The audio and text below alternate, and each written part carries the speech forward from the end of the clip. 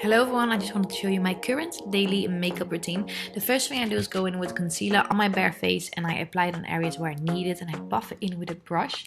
Then I go in with a foundation. I like to use a very light tinted moisturizer or like water foundation.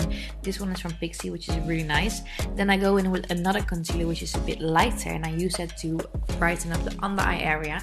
And I also like to drag it down the nose to contour my nose without contouring. Then a cream bronzer to contour my cheekbones and a bit more. Some blush. I like to use a very light blush to keep it very nice and springy and natural. And fake freckles. I love fake freckles. I feel like every look makes it look so much more natural. Any blemishes almost like just disappear into the freckles.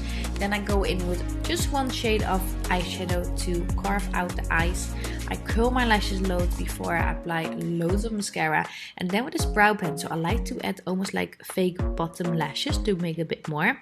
Go with a nice dewy illuminator on the nose, on the cheekbones, and then I grab my favorite nude pencil and I grab my favorite nude lipstick and I blend it all together with a brush and we are done. We need a quick outfit change, I think, because this is not okay.